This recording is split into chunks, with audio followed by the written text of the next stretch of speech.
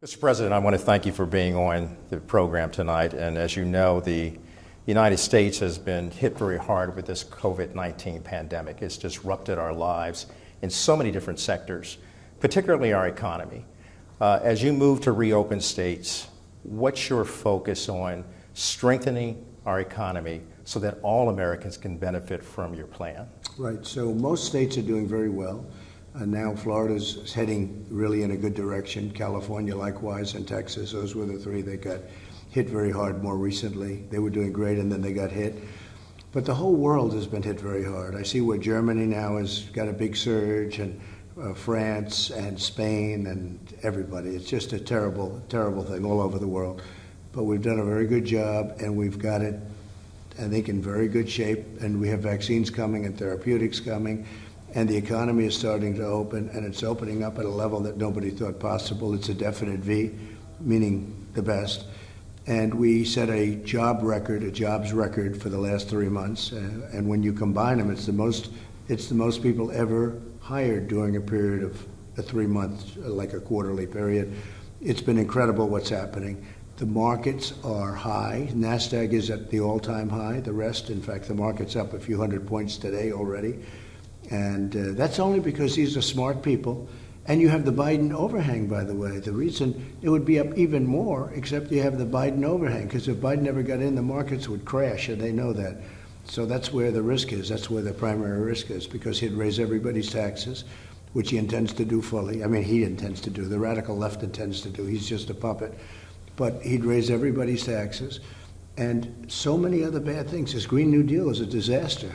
It's actually a cartoon joke, because it doesn't even come close to working. So destroy our economy.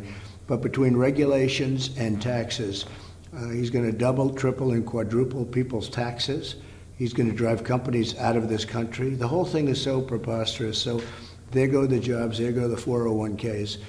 And we, on the other hand, we're setting records right now. We're going to have an incredible third quarter. We're going to have an incredible next year. I think next year is going to be better than last year. And last year we broke every record. You know, that's something that a lot of people are talking about. What about your concerns for the underserved community, those communities that are marginalized, like the African Americans and Hispanic and Native Americans, particularly the black community? What would you say to them about improving their their economy through opportunity zones and other programs? Well, it's a very good question and very important to me. You know that. You've known me a long time. We've known each other a long time.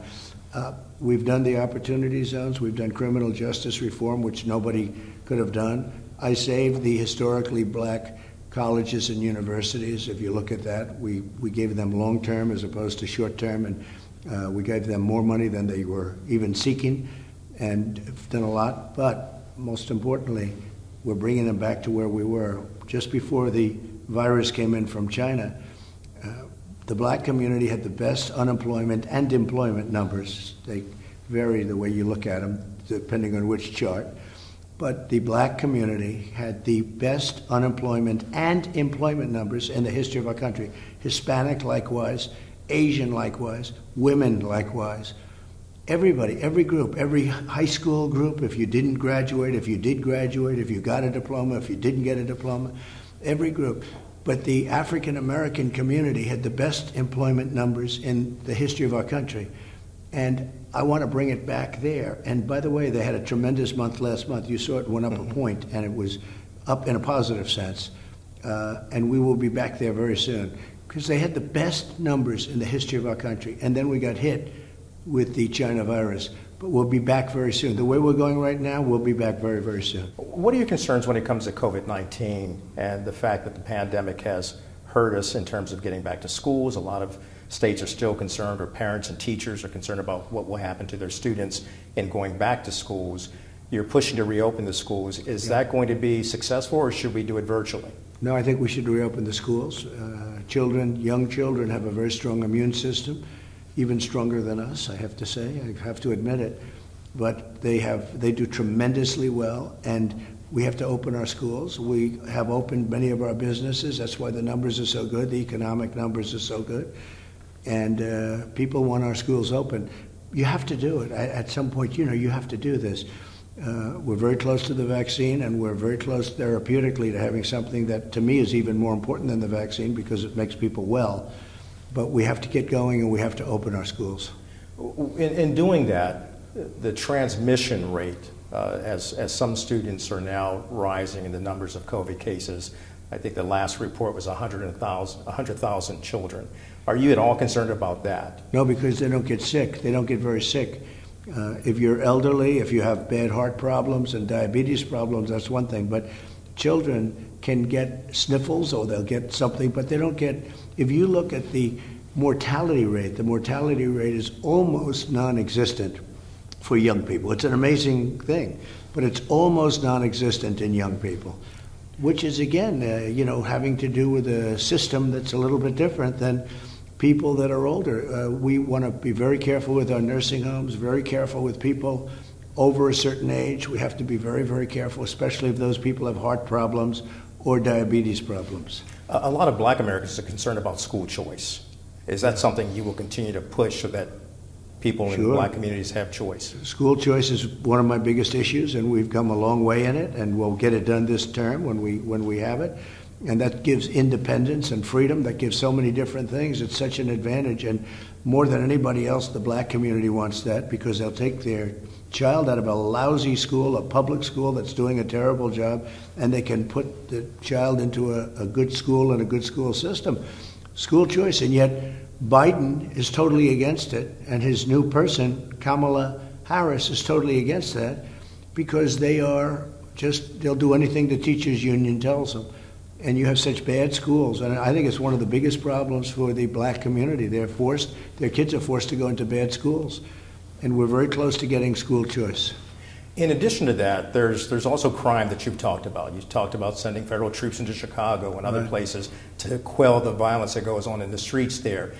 Having stated that, would it be possible to possibly talk to mentoring groups and groups that are out there in front of trying to turn the curve around, like Cure Violence, which sees violence as a public health epidemic, and they're sending violence interrupters in to challenge that and try to quell violence and bring peace? Right, it's a good question, and I do meet with those groups, but you're also talking with some hardcore anarchists. Like if you look at Portland in particular, and it's really a different problem than Chicago, but if you look at Portland, that's anarchist agitators at the highest level. And we've handled that very tough. Now, we'd like to go in and clean it out, but that's up to the state to ask us. But, it's interesting, whether it's Chicago or New York, which has such horrible problems, they can actually do it themselves. Chicago has 25,000 police officers, and they're really good, but they're not allowed to do their job. New York has New York's finest. It's got thousands of incredible people, but they're not allowed to do their job. They're afraid to do anything. They don't want to lose their job. They don't want to. Well, although a lot of them are leaving, if you want to know the truth, it's terrible. But they don't want to lose their pensions. They don't want to lose everything because they spoke improperly to somebody.